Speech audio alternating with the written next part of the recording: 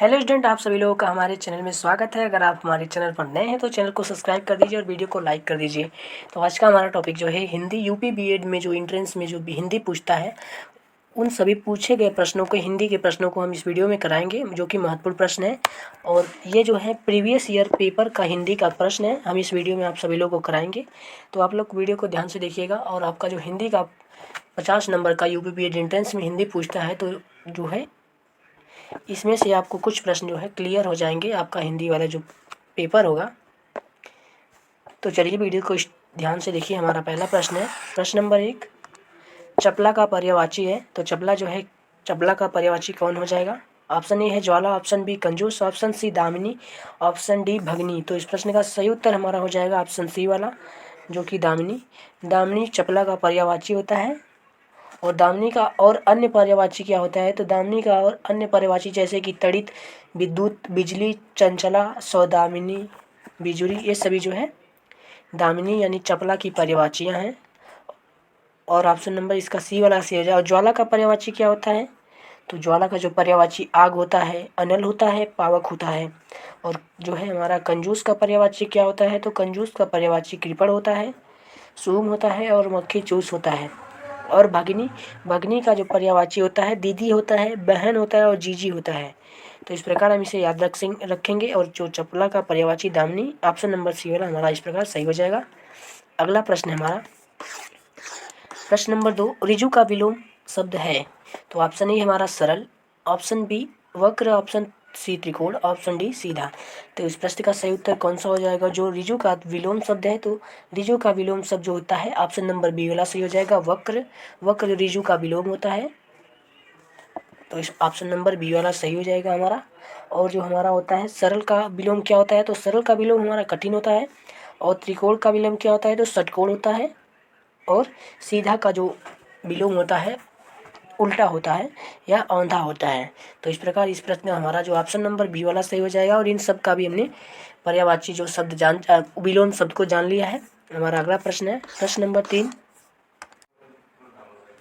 प्रश्न नंबर 3 है, रात में विचरण करने वाले के लिए एक शब्द क्या हो जाएगा? तो ऑप्शन ए हमारा है निशाचर, ऑप्शन जो सी है यहाँ पर बी रहेगा, ऑप्शन सी है जो कि तमचोर, ऑप्शन बी वंचर और ऑप्शन डी निशाचर। तो इस प्रश्न का सही उत्तर कौन सा हो जाएगा? इस प्रश्न का हमारा सही उत्तर हो जाएगा ऑप्शन नंबर डी, जो कि निशाचर शब्द, जो निशाचर शब्द है रात में विचरण करने वाले के लिए एक शब्द निशाचर हो जाएगा। ऑप्शन नंबर डी वाला सही हो जाएगा। और निशाकर जो होता है निशा करने वाला यानी चंद्रमा, इसका जो हो जाएगा इसके लिए एक शब्द चंद्रमा के लिए। और वंचर जो वन में विचरण करने वाला होता है, जिसे सिंह का मतलब यानी शेर वंचर होता है। तो इस प्रकार हमारा जो प्रश्न जो ऑप्शन नंबर सी वाला डी वाला सही हो जाएगा। अगला प्रश्न है प्रश्न नंबर 4, पाषाण शब्द है तो कैसा शब्द है? ऑप्शन ए है तत्सम, ऑप्शन सी है देशज, ऑप्शन बी है तद्भव और ऑप्शन डी है विदेशज। तो इस प्रश्न का सही उत्तर कौन सा हो जाएगा? प्रश्न नंबर जो 4 है उसका सही उत्तर हमारा हो जाएगा ऑप्शन नंबर ए, जो कि पाषाण एक हमारा तत्सम शब्द है। तत्सम क्या होता है कि जो संस्कृत का शब्द होता है और उसे हिंदी में उसी रूप में प्रयोग किया जाता है, उसे तत्सम कहा जाता है। और जो तद्भव होता है वो हिंदी का होता है, हिंदी का रूप होता है, उसे तद्भव कहा जाता है। और ये हमारा पाषाण जो है तत्सम है। तो ऑप्शन ए वाला सही हो जाएगा। हमारा अगला प्रश्न है प्रश्न नंबर 5, अवसर का लाभ उठाना मुहावरे का सही अर्थ हो जाएगा। तो ऑप्शन ए हमारा फूले न समाना, ऑप्शन बी आकाश पाताल एक करना, ऑप्शन सी है बहती गंगा में हाथ धोना और ऑप्शन डी है अंगारों पर पैर रखना। तो इस प्रश्न का सही उत्तर हमारा कौन सा हो जाएगा? इस प्रश्न का हमारा सही उत्तर हो जाएगा ऑप्शन नंबर सी वाला, बहती गंगा में हाथ धोना, जो कि अवसर का लाभ उठाना, इस मुहावरे का अर्थ बहती गंगा में हाथ धोना हो जाएगा। तो ऑप्शन नंबर सी वाला सही हो जाएगा। हमारा अगला प्रश्न है प्रश्न नंबर 6, वीर रस का स्थायी भाव है। तो ऑप्शन ए हमारा क्या है? शोक, ऑप्शन बी, ऑप्शन सी उत्साह, ऑप्शन बी रति, ऑप्शन डी ग्लानि। तो इस प्रश्न का सही उत्तर कौन सा हो जाएगा? वीर रस का स्थायी भाव हमारा होता है ऑप्शन नंबर जो होता है, इस प्रश्न का जो सही उत्तर हो जाएगा ऑप्शन नंबर जो सी वाला हो जाएगा, उत्साह। वीर रस का अस्थायी भाव है। तो ऑप्शन जो है हमारा सी लिखा हुआ है, ऑप्शन सी उत्साह, इस यह सही हो जाएगा। और शोक का जो होता है, शोक का जो हमारा किसका स्थायी भाव है, तो शोक जो है करुण रस का स्थायी भाव है। और रति जो है श्रृंगार रस का अस्थाई भाव है। और जो ग्लानि है बीभत्स रस का जो अस्थाई भाव है। तो इस प्रकार हम इन सभी के जो अस्थाई भाव को जान चुके हैं, सभी रस को जान चुके हैं। हमारा अगला प्रश्न है प्रश्न नंबर 7, पृथ्वीराज की आंखें किस विधा की रचना है। तो ऑप्शन ए है नाटक, ऑप्शन बी कहानी, ऑप्शन सी उपन्यास, ऑप्शन डी एकांकी। तो किस विधा की रचना हमारी जो पृथ्वीराज की आंखें है, तो इस प्रश्न का जो सही उत्तर हो जाएगा ऑप्शन नंबर डी वाला, पृथ्वीराज की आंखें जो है एकांकी है। ऑप्शन नंबर डी वाला सही हो जाएगा। हमारा अगला प्रश्न है प्रश्न नंबर 8, भाव शब्द उदाहरण है, तो किसका उदाहरण है। ऑप्शन ए दीर्घ स्वर संधि, ऑप्शन बी गुण स्वर संधि, ऑप्शन सी वृद्धि स्वर संधि और ऑप्शन डी अयादि स्वर संधि। तो इस प्रश्न का हमारा सही उत्तर हो जाएगा ऑप्शन नंबर डी, जो कि अयादि स्वर संधि हो जाएगा।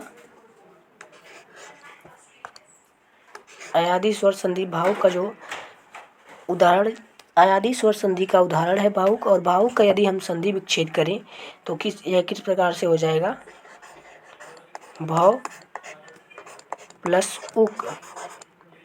इस प्रकार जो है हमारा ये अयादि संधि हो जाएगा, जैसे कि अ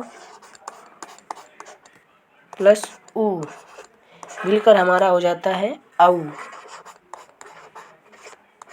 तो इस प्रकार हमारा जो है जहाँ अ और उ मिलकर औ हो जाए वहाँ पर हमारा अयादि स्वर संधि होता है। हमारा अगला प्रश्न है प्रश्न नंबर 9, तुमने कैसा शब्द है। मध्यम पुरुष, ऑप्शन बी अन्य पुरुष, ऑप्शन सी उत्तम पुरुष और ऑप्शन डी प्रथम पुरुष। तो इस प्रश्न का सही उत्तर कौन सा हो जाएगा। इस प्रश्न का सही उत्तर हमारा हो जाएगा ऑप्शन नंबर ए, जो कि मध्यम पुरुष। तुमने जो है ये मध्यम पुरुष हो जाएगा, जो कि सर्वनाम का प्रयोग सुनने वाले के लिए किया जाता है। और जैसे कि पुरुष सर्वनाम जो कहते हैं, मध्यम पुरुष सर्वनाम किसे कहते हैं, जैसे कि तुम, तू, तुमने, आप, ये सभी जो होता है मध्यम पुरुष में आता है। हमारा अगला प्रश्न है प्रश्न नंबर 10, प्रिय प्रवास किसकी रचना है। तो ऑप्शन ए है भारतेंदु हरिश्चंद्र, ऑप्शन बी है अयोध्या सिंह उपाध्याय हरिऔध, ऑप्शन सी महावीर प्रसाद द्विवेदी और ऑप्शन डी जयशंकर प्रसाद। तो इस प्रश्न का सही उत्तर कौन सा हो जाएगा। प्रश्न नंबर 10 का हमारा सही उत्तर हो जाएगा option number B Ayodhya Singh Upadhyay. इनकी रचना प्रिय प्रवास जो है वो अयोध्या सिंह उपाध्याय हरिऔध जी की है, जो कि खड़ी बोली का प्रथम महाकाव्य है। इनके द्वारा रचित खड़ी बोली का प्रथम महाकाव्य है। और एक कैसा काव्य है, तो ये विरह काव्य है, जो कि नायक और नायिका यानी कि राधा कृष्ण हैं। इसके नायक कृष्ण और नायिका राधा जी हैं। तो इस प्रकार हमारा ये प्रश्न का उत्तर ऑप्शन जो है बी वाला सही हो जाएगा। अगला प्रश्न है प्रश्न नंबर 11, निम्नलिखित में से मिश्र वाक्य का चयन कीजिए। तो ऑप्शन ए है लड़के ने अपना दोस्त मान लिया, ऑप्शन बी है मैं चाहता हूँ और मैं कार्य करूँगा, ऑप्शन सी है अब अनीता आएगी तब सुजाता नाचेगी, जब अनीता आएगी तब सुजाता नाचेगी, और ऑप्शन डी है अरे वह उत्तीर्ण हो गया। तो इस प्रश्न का सही उत्तर कौन सा हो जाएगा, जो कि मिश्र वाक्य है। प्रश्न नंबर 11 का हमारा सही उत्तर हो जाएगा सी वाला। सी वाला जो है हमारा मिश्र वाक्य है, जो कि जब अनीता गाएगी तब सुजाता आएगी। तो मिश्र वाक्य का जो होता है हमारा शब्द जब और तब मिश्र वाक्य में उपयोग होता है, जैसे कि जहाँ तहाँ, जब तब, ये सभी जो होता है मिश्र वाक्य में उपयोग होता है। हमारा अगला प्रश्न है प्रश्न नंबर 12, अंजलि बहुत थोड़ा भोजन करती है, वाक्य में क्रिया विशेषण है। तो ऑप्शन ए है अंजलि, ऑप्शन बी है बहुत, ऑप्शन सी है भोजन और ऑप्शन डी करती है। तो इस प्रश्न का सही उत्तर कौन सा हो जाएगा। इस प्रश्न का हमारा सही उत्तर हो जाएगा ऑप्शन नंबर बी वाला बहुत। बहुत जो है क्रिया विशेषण का काम कर रहा है, उसकी विशेषता बता रहा है। हमारा अगला प्रश्न है प्रश्न नंबर 13, खंड काव्य में किसका वर्णन होता है। ए मानव जीवन के एक भाग का चित्रण, मानव जीवन के सूक्ष्म पक्ष का चित्रण, और ऑप्शन सी मानवोत्तर जीवन के संपूर्ण पक्ष का चित्रण, और ऑप्शन डी मानव जीवन के बृहद एवं व्यापक पक्ष का चित्रण। तो इस प्रश्न का सही उत्तर कौन सा हो जाएगा? प्रश्न नंबर 13 का हमारा सही उत्तर हो जाएगा ऑप्शन नंबर ए, जो कि मानव जीवन के एक भाग का चित्रण जो होता है खंड काव्य कहलाता है। ऑप्शन नंबर ए वाला हमारा सही हो जाएगा। अगला प्रश्न है प्रश्न नंबर 14, 99 के फेर में पढ़ना मुहावरे का अर्थ है। तो इस प्रश्न का सही उत्तर क्या हो जाएगा हमारा? प्रश्न ऑप्शन ए है किसी कार्य को पूरा न करना, ऑप्शन बी है वास्तविकता से भिन्न स्थिति, ऑप्शन सी है अनुभवहीन होना, और ऑप्शन डी है धन संग्रह की चिंता में पड़ना। तो इस प्रश्न का सही उत्तर कौन सा हो जाएगा? इस प्रश्न का जो सही उत्तर हमारा हो जाएगा ऑप्शन नंबर डी वाला, जो कि धन संग्रह की चिंता में पड़ना, 99 के फेर में पड़ना, यही ऑप्शन नंबर डी वाला हमारा सही हो जाएगा। जैसे कि हम इसका जो वाक्य प्रयोग करेंगे तो हमारा इस प्रकार से हो जाएगा, रामलला की आयु बहुत अधिक हो चुकी है किंतु फिर भी वह 99 के फेर में पड़ता है, वो 99 के फेर में पड़े रहता है। इसका वाक्य प्रयोग हो जाएगा हमारा 14 नंबर का ऑप्शन नंबर डी वाला सही हो जाएगा। अगला प्रश्न है प्रश्न नंबर 15, विशेषण जिसकी विशेषता बताता है वह क्या कहलाता है? विशेष कहलाता है, ऑप्शन बी प्रविशेषण कहलाता है, ऑप्शन सी परिमाण वाचक विशेषण कहलाता है, ऑप्शन डी सर्वनामिक विशेषण कहलाता है। तो इस प्रश्न का सही उत्तर हमारा कौन सा हो जाएगा? प्रश्न नंबर 15 का हमारा सही ऑप्शन हो जाएगा ऑप्शन नंबर ए, विशेष। विशेषण जिसकी विशेषता बताता है उसे विशेष से कहा जाता है। तो हमारा अगला प्रश्न है प्रश्न नंबर 16, उद्दत का विलोम शब्द है। ऑप्शन ए है विनय, ऑप्शन बी है औन्नति, ऑप्शन सी है अनुदार, और ऑप्शन डी है विनीत। इस प्रश्न का सही उत्तर कौन सा हो जाएगा? तो इस प्रश्न का हमारा सही उत्तर हो जाएगा ऑप्शन नंबर डी वाला विनीत। विनीत जो है उद्दत का विलोम शब्द हो जाएगा, जो कि ऑप्शन डी वाला सही हो जाएगा। और विनय का जो होता है विलोम शब्द अविनय होता है, और औन्नति का विनय जो विलोम होता है उन्नति होता है, और अनुदार का विलोम जो होता है उदार होता है, और विनीत का जो विलोम होता है उद्दत होता है। इस प्रकार जो है हमारा ऑप्शन नंबर डी वाला सही हो जाएगा। अगला प्रश्न है प्रश्न नंबर 17, छमाही में कौन सा समास है? तो ऑप्शन ए है अव्ययी भाव, ऑप्शन बी द्विगु, ऑप्शन सी द्वंद्व, और ऑप्शन डी तत्पुरुष। तो इस प्रश्न का जो सही उत्तर कौन सा हो जाएगा? प्रश्न नंबर 17 का हमारा सही उत्तर हो जाएगा ऑप्शन नंबर बी, बी वाला सही हो जाएगा द्विगु समास। छमाही हमारा यदि हम इसे अलग करेंगे तो छ हो जाएगा। छह मतलब यानी संख्यावाची है, और माही यानी माह महीना हो जाएगा। 6 माह, जो कि विग्रह करने पर समाहार शब्द क्या बनेगा? जो कि 6 माह। तो इस प्रकार हमारा द्विगु समास हो जाएगा। ऑप्शन नंबर बी वाला सही हो जाएगा। हमारा अगला प्रश्न है प्रश्न नंबर 18, समुद्र में लगने वाली आग के लिए एक शब्द क्या होगा? तो ऑप्शन ए है जठराग्नि, ऑप्शन बी दावाग्नि, ऑप्शन सी बड़वाग्नि, और ऑप्शन डी बनवाग्नि। तो इस प्रश्न का सही उत्तर हमारा कौन सा हो जाएगा? प्रश्न नंबर 18 का हमारा सही उत्तर हो जाएगा सी वाला बड़वाग्नि। समुद्र में लगने वाली आग को बड़वाग्नि कहा जाता है, और जो होता है वन में लगने वाली आग को बनवाग्नि कहा जाता है, और दावाग्नि किसे कहा जाता है? तो दावाग्नि जो होता है जंगल में लगने वाली आग को कहा जाता है, और जठराग्नि जो कहा जाता है पेट की आग को जठराग्नि कहा जाता है। इस प्रकार हम सबको जान चुके हैं। हमारा अगला प्रश्न है प्रश्न नंबर 19, भाव और मनोविकार किसकी रचना है? Option A Agyeya, option B Ramchandra Shukla, option C Nagendra, option D Mahadevi Verma. तो इस प्रश्न का सही उत्तर कौन सा हो जाएगा?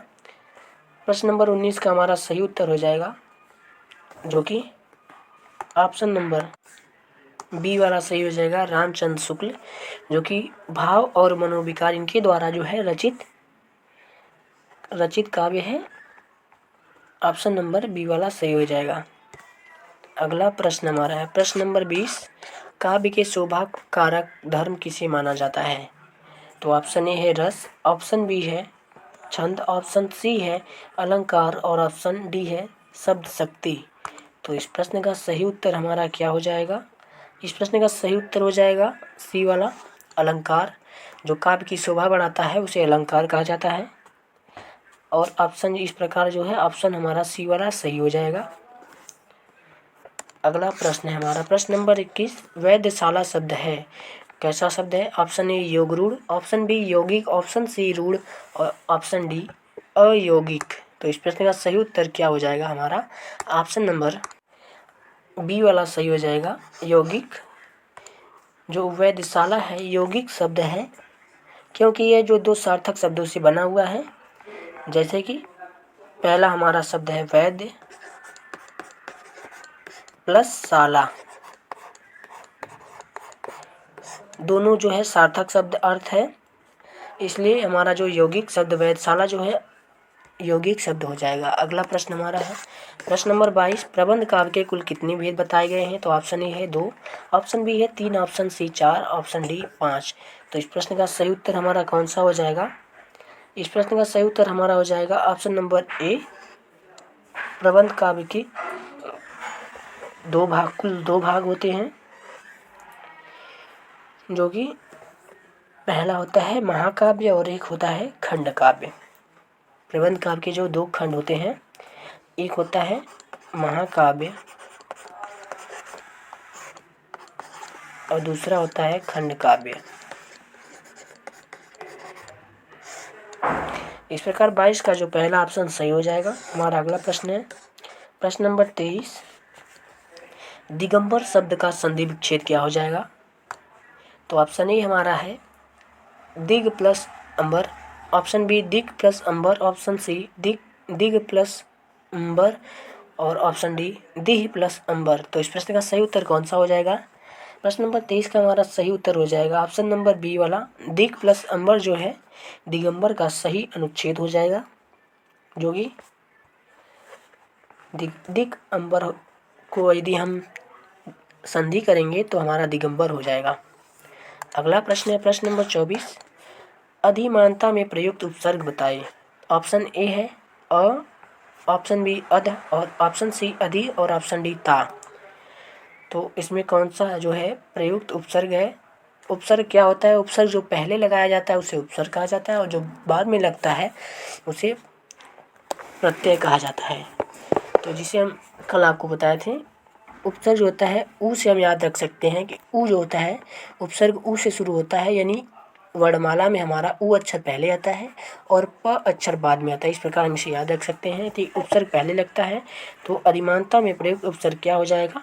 इसमें जो हमारा ऑप्शन नंबर सही हो जाएगा सी वाला, अधि। इस प्रश्न में जो है अधि उपसर्ग लगा हुआ है, अधिमानता बना है। हमारा अगला प्रश्न है प्रश्न नंबर 25। बंधन किसका प्रतीक है? ऑप्शन ए स्वाधीनता का, ऑप्शन बी है अकेलेपन का, ऑप्शन सी गुलामी का, ऑप्शन डी असमानता का। तो इस प्रश्न का हमारा सही उत्तर कौन सा हो जाएगा? ऑप्शन नंबर सी वाला सही हो जाएगा, जो कि गुलामी का। बंधन जो है गुलामी का प्रतीक है। बंधन में बंध कर व्यक्ति दूसरे को गुलाम बन जाते हैं। तो इस प्रकार जो है हमारा गुलामी बंधन का प्रतीक हो जाएगा। तो आज का हमारा प्रश्न यहीं पर समाप्त होता है। अगर वीडियो आपको अच्छी लगी तो वीडियो को लाइक और चैनल को हमारे सब्सक्राइब कर दीजिए। इसी प्रकार की वीडियो हम यूपी बीएड एंट्रेंस के लिए लाते रहेंगे और हमारी जो करंट अफेयर की क्लास है उसे भी ज्वाइन करिए। मिलते हैं नेक्स्ट वीडियो में, तब तक के लिए धन्यवाद।